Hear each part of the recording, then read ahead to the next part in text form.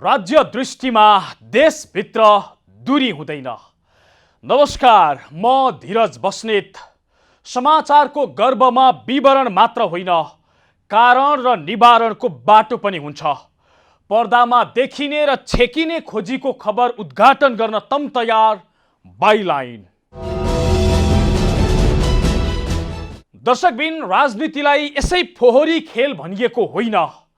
देश महामारीसँग जुधिरहँदा, जनता भोकले मरिरहँदा यहाँ पदीय भागबण्डाको खेल चल्छ।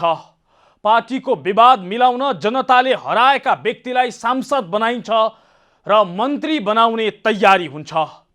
जनतालाई दिक्क लगाउने गरी 6 महिना रडाको मच्चाएको नेकपाले अब मन्त्री फेर्ने भएको छ। प्रधानमन्त्री फेर्नु पर्यो भनेर चर्किएको विवाद मन्त्री फेर्ने सहमतिसँगै समाधान उन्मुख भएको छ। मन्त्री फेर्ने र राजनीतिक नियुक्ति सहमतिमा गर्ने समझदारीका भरमा नेकपाको विवाद मिल्नुको सिधा अर्थ हो यहाँ केवल पदीय भागबण्डाका लागि रडाको मच्चिएको थियो। महामारीका बेला कोटेश्वर, बालुवाटार र खुमलटारको वार्ता महामारीबाट जनतालाई कसरी जोगाउने भन्नेमा होइन, सत्ता कसरी जोगाउने र प्राप्त गर्ने, पद कसरी पाउने र नेताहरूलाई कसरी व्यवस्थापन गर्ने भन्नेमा केन्द्रित थियो। अन्ततः यो वार्ता मन्त्री फेर्ने सहमतिमा पुगेर टुङ्गिएको छ। जनता महामारीसँग जुधिरहँदा मन्त्रीहरू फेरिने भएका छन्।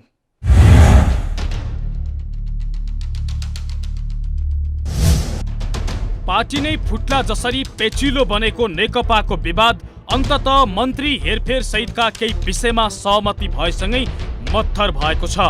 सरकारको काम प्रभावकारी नभएको निष्कर्ष निकाल्दै नेकपाको स्थायी समिति बैठकले जतिसक्दो चाँडो मन्त्री हेरफेर गर्न नेतृत्वलाई निर्देशन दिएको थियो। पार्टीको विवाद मिलाउन गठन गरिएको कार्यदलले पनि विवादको उपाय सुल्झाउने क्रममा मन्त्री परिषद पुनर्गठन गर्न सुझाव दिएको थियो। सोही सुझाव बमोजिम, पेरिस डाँडा र बालुवाटारमा बसेको नेकपाको सचिवालय बैठकले व्यापक रूपमा मन्त्री हेरफेर गर्न प्रधानमन्त्रीलाई सुझाव दिएको छ। सोही सुझाव बमोजिम मन्त्री हेरफेरको तयारी भएको सचिवालय सदस्य समेत रहेका वरिष्ठ नेता झलनाथ खनालले जानकारी दिएका छन्।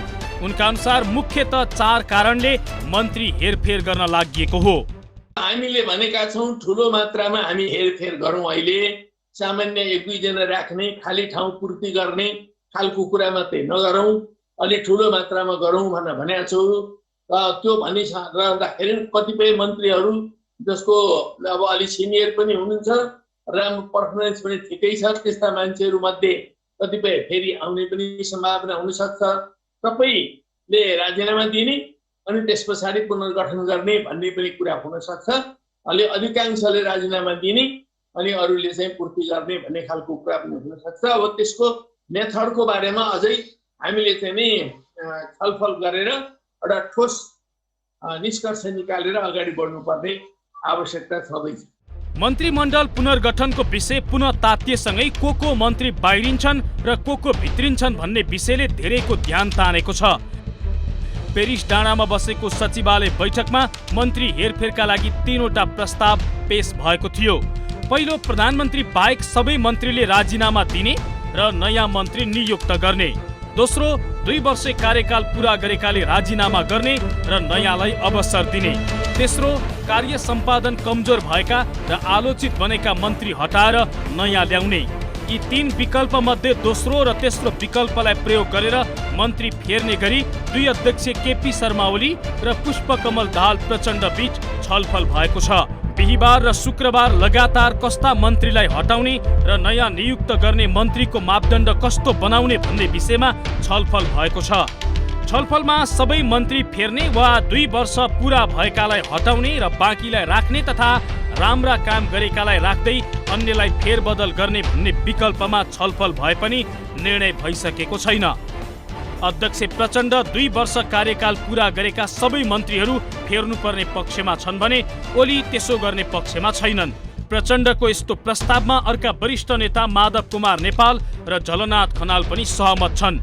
वरिष्ठ नेता खनालका अनुसार पुराना मन्त्रीलाई कार्य सम्पादनका आधारमा विदा गर्ने गरी छलफल भएको छ। पछिल्लो छलफलसँगै कम्तीमा 6 देखि 10 मन्त्री फेरिने आकलन गरिएको छ। स्रोतका अनुसार रेड जोनमा रहेका मन्त्रीहरूमा स्वास्थ्य मन्त्री भानुभक्त ढकाल, भूमि व्यवस्था मन्त्री पद्मा अर्याल, खानेपानी मन्त्री बीना मगर, वन मन्त्री शक्ति बस्नेत, शिक्षा मन्त्री गिरिराज मणि पोखरेल लगायतका रहेका छन्।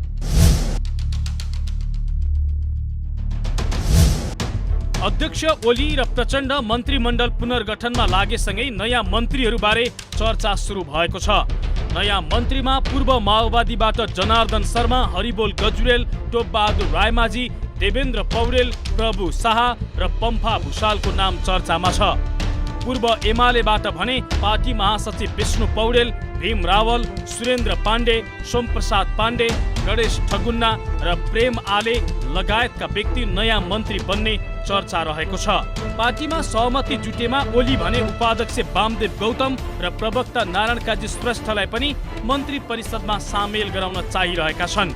वरिष्ठ नेता खनालका अनुसार मन्त्रीमण्डल पुनर्गठन गर्दा नवनियुक्त राष्ट्रिय सभा सदस्य वामदेव गौतमलाई पनि समावेश गर्ने गरी छलफल भएको छ। गौतम विरुद्ध सर्वोच्च अदालतमा परेको रिटमाथिको अन्तिम सुनवाई असोज 14 गते भएसँगै उनलाई मन्त्री बनाउने नबनाउने विषय टुङ्गो लाग्नेछ। संविधानले कहीँ कतै पनि सांसदलाई मन्त्री बन्न नरोकेको वरिष्ठ नेता खनालको तर्क छ। अहिलेसम्म मैले संविधान हेर्दाखेरि अथवा हामीले त संविधान हामीले नै बनाएको संविधान हो, त्यो संविधान लेख्दाखेरि संसदको सदस्य भएको व्यक्तिलाई मन्त्री बन्न कुनै कुनै कुनै कुनै बाधा व्यवधानले रोक्न सक्दैन भन्ने नै हो। चाहे त्यो राष्ट्रिय सभाको सदस्य बनेको होस्, चाहे त्यो प्रतिनिधि सभाको सदस्य बनेको होस्, सदस्य बन्ने नै मापदण्ड पुरा भएको छैन भने त्यो भिन्नै कुरा हो।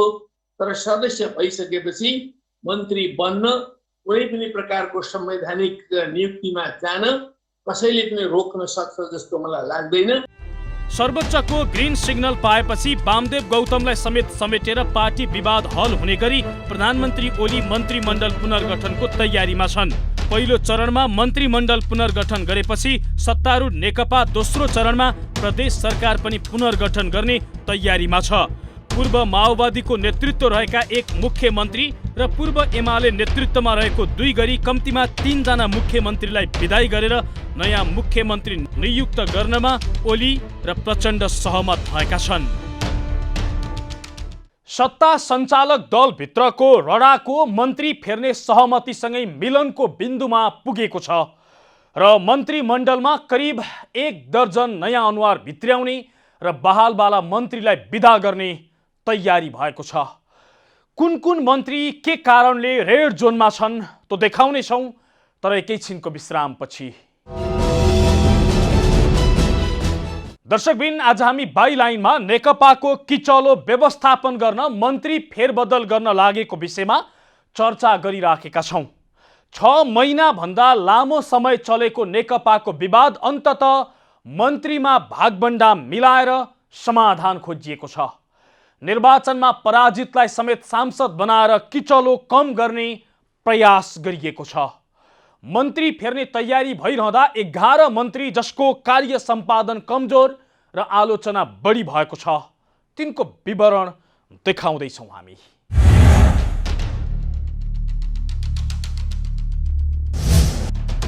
करिब 10 महिना अगाडि मात्रै केही मन्त्रीहरूको हेरफेर गरेका प्रधानमन्त्री ओली यसपटक फेरि मन्त्रीमण्डल हेरफेरको पक्षमा छन्। सत्तारूढ दल नेकपाको स्थायी समिति बैठकले नै मन्त्रीमण्डल हेरफेर गर्नुपर्ने र मापदण्ड बनाएर मन्त्री परिवर्तन गर्नुपर्ने निर्णय गरेपछि यति बेला मन्त्री बन्ने र हट्ने मापदण्ड तयार हुँदैछ। अहिले मन्त्रीमण्डलमा रहेका 11 जना मन्त्रीहरूको कार्य सम्पादन चित्त बुझ्दो नभएको भन्दै नेकपा भित्र केही मन्त्रीहरूलाई परिवर्तन गरी नयाँ मन्त्री राख्नुपर्ने प्रस्ताव आएको छ। यद्यपि प्रधानमन्त्री केपी शर्मा ओली भने कार्य सम्पादन चित्त बुझ्दो नभएको 11 मन्त्री नै हटाएर नयाँ ल्याउने पक्षमा छैनन्। यस्ता छन् रेड जोनमा परेका वर्तमान मन्त्रीहरू। रक्षा मन्त्री ईश्वर पोखरेल। वर्तमान सरकारमा उप प्रधानमन्त्री समेत रहेका रक्षा मन्त्री ईश्वर पोखरेल वर्तमान मन्त्री परिषदमा पटक पटक विवादमा परेका र कार्य सम्पादन चित्त बुझ्दो नभएको भनिएका मन्त्री हुन्। कोभिड-19 रोकथाम तथा नियन्त्रणका लागि स्वास्थ्य सामग्री खरिदमा ओम्नी समूहलाई भित्र्याएको र उक्त समूहमा पोखरेलका छोराको संलग्नता रहेको भन्दै उनी विवादमा तानिएका थिए। त्यसैगरी सेनाको आफ्नो दिमाग नभएको र लकीरका फकीर भएको भन्दै सेनामाथि गरेको टिप्पणीले पनि उनलाई विवादमा ल्यायो। राजनीतिक नियुक्तिहरूमा आफ्नो मान्छे पारेको र सम्धिलाई समेत पटक पटक राजनीतिक नियुक्ति दिइएको भन्दै उनीमाथि आरोप लाग्ने गरेको छ। रक्षा मन्त्रालय वा सीसीएमसीमा रहेर गरिएका काम कारबाही पनि चित्त बुझ्दो नभएको र कार्य सम्पादन कमजोर रहेको भन्दै उनलाई मन्त्रीबाट हटाउनु पर्ने आवाज नेकपा भित्रै उठेको छ। गृहमन्त्री रामबहादुर थापा बादल। वर्तमान गृहमन्त्री रामबहादुर थापा पनि कार्य सम्पादनका दृष्टिकोणले नेकपाले कमजोर ठहराएको मन्त्री हुन्। देशमा कोरोना रोकथामका लागि आवश्यक काम गर्न नसकेको, नागरिकको गैर न्यायिक हत्या रोक्न नसकेको, विभिन्न अपराधमा आफ्नै भाइ तथा छोरोहरूको संलग्नताको आरोप लागेको र मन्त्रालय चलाउन नसकेको आरोप थापामाथि लाग्ने गरेको छ। संघीय मामिला मन्त्री हृदयेश त्रिपाठी। संघीय मामिला मन्त्री हृदयेश त्रिपाठीलाई पनि हटाउन नेकपा भित्र चर्को दबाव रहेको छ।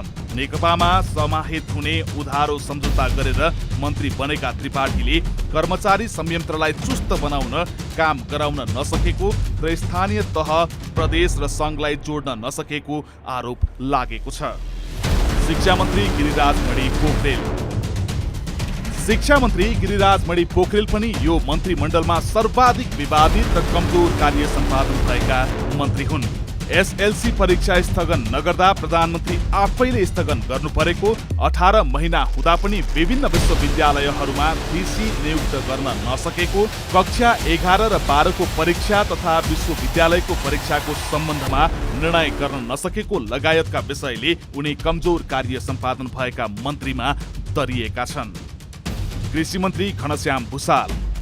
सरकार बाहिर रहँदा आदर्श र नैतिकताको पाठ पढाउने कृषि मन्त्री घनश्याम भुसाल पनि मन्त्री बनेपछि चुपचाप छन्। मन्त्री बनेपछि धेरै परिवर्तन गर्लान् भनेर सोचिएको व्यक्ति मन्त्री बनेपछि प्रधानमन्त्रीको आलोचना नगर्ने बाहेक अरू केही गरेनन्। जनताले समयमै मल नपाउँदा नैतिक जिम्मेवारी लिन समेत कन्जुस्याई गरेको उनीमाथि आरोप छ। स्वास्थ्य मन्त्री भानुभक्त ढकाल।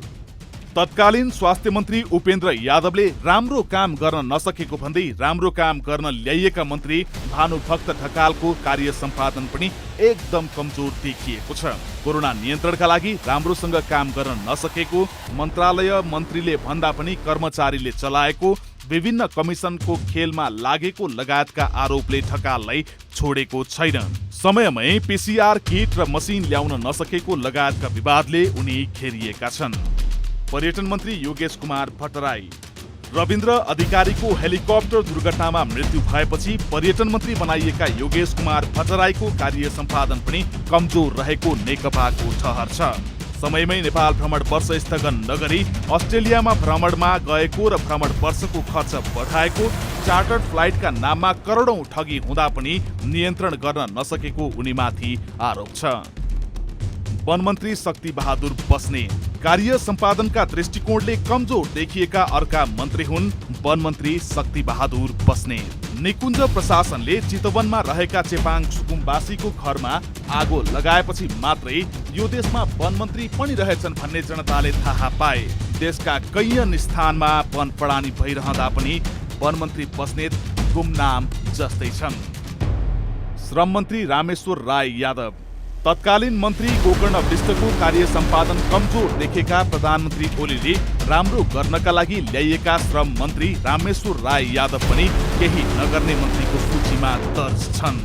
मलेसिया तथा खाडी मुलुकमा कैयन नेपाली कामदार अल्पत्र पर्दा पनि श्रम मन्त्रीले उनीहरूको उद्धार गर्न सकेनन्। कल्याणकारी कोषमा करोडौं रकम थन्किँदा पनि त्यही पैसा प्रयोग गरेर अल्पत्र कामदार ल्याएनन्। बरु 3 गुणासम्म महँगो हवाई भाडा तिरेर कामदार आफै स्वदेश फर्कन बाध्य भए। भूमि मन्त्री पद्मा कुमारी अर्याल।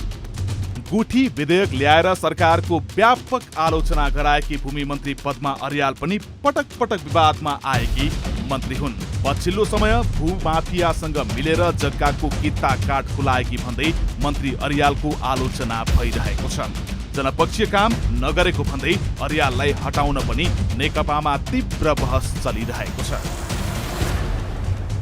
खानेपानी मन्त्री बीना मगर मेलम्चीको पानी काठमाडौँ ल्याउने विषयमा पटक पटक बयानबाजी गर्ने गरेकी खानेपानी मन्त्री बीना मगरलाई पनि हटाउने नेकपाभित्र चर्चा चलेको छ। यसअघि खानेपानी सचिवसँग कुरा नमिलेको र उनलाई हटाएको विषयदेखि कैयन स्थानका खानेपानी आयोजना अगाडि बढ्न नसकेकोमा उनको कमजोरीको रूपमा हेरिएको छ। दर्शकबिन, आज हामी बाई लाइनमा मन्त्रीमण्डल पुनर्गठन गर्ने तयारी भएसँगै को मन्त्री फालिँदैछन् र को भित्र्याउने तयारी भइराखेको छ त्यो देखाइराखेका छौँ। सके खसी काट्ने नसके कुबिन्डो काट्ने भने जस्तै भएको छ नेकपाको विवाद समाधान। असन्तुष्ट नेताहरूले सकेसम्म प्रधानमन्त्री नै फेर्नुपर्नेमा जोड बल दिएका थिए, तर जब त्यो सम्भव भएन त्यसपछि मन्त्री हटाएर भए पनि चित्त बुझाउन खोजेका छन्।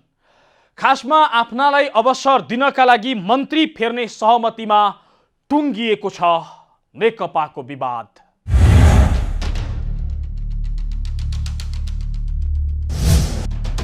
प्रधानमन्त्री केपी शर्मा ओलीले गत वैशाख 8 गते मुलुक कोरोना महामारीसँग जुझ्दै गर्दा 81 दल विभाजन गर्न सहज हुने गरी अध्यादेश ल्याएसँगै चर्किएको राजीनामाको विवाद अन्ततः मन्त्री हेरफेरमा सहमति भएर टुङ्गिएको छ।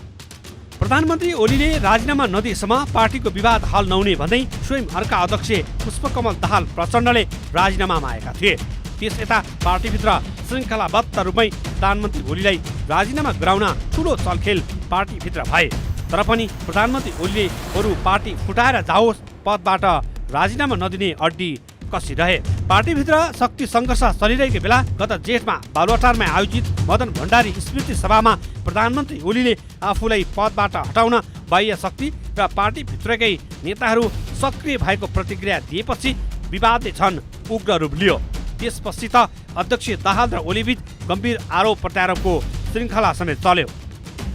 प्रधानमन्त्रीको यो भनाइको केही दिनपछि अध्यक्ष दाहालले ओलीको राजीनामा बाहिरबाट नभई आफूले मागेको भन्दै प्रतिक्रिया दिए, जसले ओली पक्ष एकातिर र अध्यक्ष दाहाल नेपाल समूह अर्कोतिर भएर एकले अर्को पक्षलाई कसरी गलाउने भन्ने रणनीतिमा गुटगत छलफल चल्न थाल्यो। पार्टीभित्र चर्को रूपमा विवाद बढ्दै गएपछि पार्टीका स्थायी समिति सदस्यहरूले लिखित रूपमै पार्टीको स्थायी समिति बैठकको माग गरे। केन्द्रीय सदस्यहरूले त स्थायी समिति बैठकले पार्टीभित्रको सङ्कट समाधान गर्न नसक्ने भन्दै केन्द्रीय कमिटीको माग गर्दै पार्टी कार्यालयमै धरना समेत दिए। त्यो बेला नेकपा पार्टी विभाजन भयो भन्नेसम्मको नेपाली राजनीति वृत्तमा चर्चा समेत भयो। यतिसम्म कि प्रधानमन्त्री ओली र अर्का अध्यक्ष दाहालबीच कति दिनसम्म पानी बाराबारसम्मको स्थिति समेत देखा पर्यो। हिजो प्रधानमन्त्री ओली पार्टीको नीति नियम र सिद्धान्त विपरीत चलेको भन्दै राजीनामा माग्नेहरू नै अहिले मन्त्री हेरफेर गर्ने भएपछि कुन मन्त्रालय पाउने भन्ने प्रतीक्षामा रहेको बुझिन्छ। परिषद हेरफेरको कुरा यो सामान्य कुरा हो। यसले नै राजनीति अस्थिर भयो भन्ने अर्थ लाग्दैन। राजनीति अस्थिर त्यति बेला हुन्छ जब नीतिमा अस्थिरता हुन्छ, कार्यक्रममा अस्थिरता हुन्छ, समग्र सरकारमा अस्थिरता उत्पन्न भयो भने त्यसले तपाईँले भने जस्तो अर्थ लाग्छ। तर कुनै मन्त्रालय विशेषलाई फिर्ती गर्ने अनि कुनै ठाउँमा मन्त्री हेरफेर गर्ने कुरा कुनै पनि प्रणालीमा कुनै पनि देशमा यो राजनीति अस्थिर भयो भन्ने अर्थ लाग्दैन। अध्यक्ष दाहाल र वरिष्ठ नेता माधव कुमार नेपाल पक्ष जसरी पनि प्रधानमन्त्री ओलीलाई दुवै पदबाट हटाउने रणनीतिमा लागे पनि प्रधानमन्त्री ओली कुनै पनि हालतमा राजीनामा नदिने अडानले लामो समयसम्म पार्टी अनिर्णयको बन्दी समेत बन्यो, जसले गर्दा समग्र पार्टी र सरकारको काम समेत प्रभावित बन्न पुग्यो। यति मात्रै होइन, नेकपा भित्रको विवाद र गुटको राजनीति बालुवाटार र खुमलटार वरपर नै घुमिरह्यो। नेता कार्यकर्ता समेत खुलेर नेताहरूको पक्ष र विपक्षमा सडकमै उत्रिए। कति ठाउँमा त आफ्नै कार्यकर्ता बीच कुटाकुटसम्मको स्थिति समेत भयो। बल्ल तल्ल गत असार 10 गतेबाट प्रधानमन्त्री निवास बालुवाटारमा भएको स्थायी कमिटी बैठकमा समेत नेताहरू विभाजित देखिए, जसका कारण 6 महिनापछि बसेको पार्टीको स्थायी कमिटी बैठक समेत पटक पटक स्थगित भएको थियो। अहिले पार्टीभित्रको विवाद केही हल हुने दिशातर्फ देखिएको छ। केही दिन अघि पार्टीको सचिवालय बैठकमा सरकारमा रहेका मन्त्रीहरू हेरफेर गरेर पार्टीभित्र देखिएको विवाद साम्य पार्ने तयारी गरेका छन्। पार्टी नेकपाको समग्र राजनीतिक स्थितिलाई अगाडि बढाउनको लागि र सरकारलाई प्रभावकारी रूपमा सञ्चालन गर्नको लागि थाई कमिटीको बैठकले नै मन्त्री परिषदमा हेरफेर गर्ने भनेर निर्णय गरेको छ। मलाई लाग्छ सोही निर्णय अनुरूप सचिवालयको बैठकले यो प्रक्रियालाई अगाडि बढाउने कुरा गरेको छ।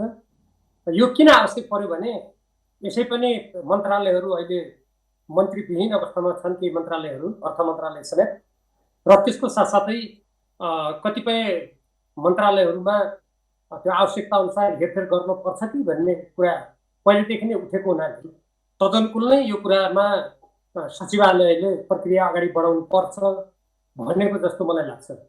प्रधानमन्त्रीको राजीनामालाई मुख्य एजेन्डा बनाएर अघि बढेका पार्टी अध्यक्ष दाहाल र वरिष्ठ नेता नेपाल समूह पनि अहिले मन्त्रीहरूको हेरफेर गरेर पार्टीभित्रको विवाद मिलाउने तयारीमा लागेका छन्। त्यसको लागि अहिले अध्यक्षद्वय दाहाल र ओली घनीभूत छलफलमा लागि परेका छन्। सरकारको कामलाई प्रभावकारी बनाउने भन्दै गत 26 गते सम्पन्न पार्टीको स्थायी समिति बैठकले मन्त्रीमण्डल पुनर्गठन गर्ने प्रस्ताव पारित गरेको थियो।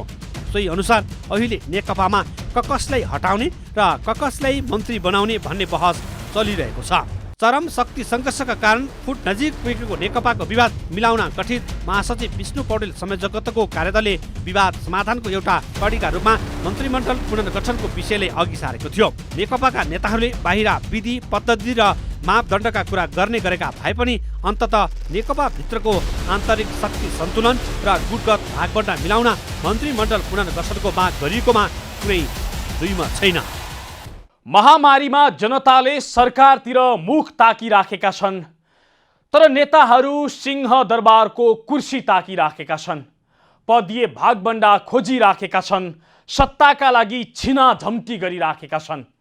यही छिनाझम्टी सँगै सुरु भएको नेकपाको रडाको अन्ततः मन्त्रीहरू फेरेर समाधान गर्न खोजिएको छ। अघिल्लो पटक गोकर्ण विष्ट जस्ता मन्त्री फालेर आफ्नालाई मन्त्री बनाएको ओली सरकारले फेरि पनि भागबण्डा मिलाउन केही मन्त्रीहरूलाई शहीद बनाउने भएको छ। हौस् त आजलाई नेकपाको किचलो मिलाउन मन्त्री फेर्न लागि प्रसङ्ग यति नै।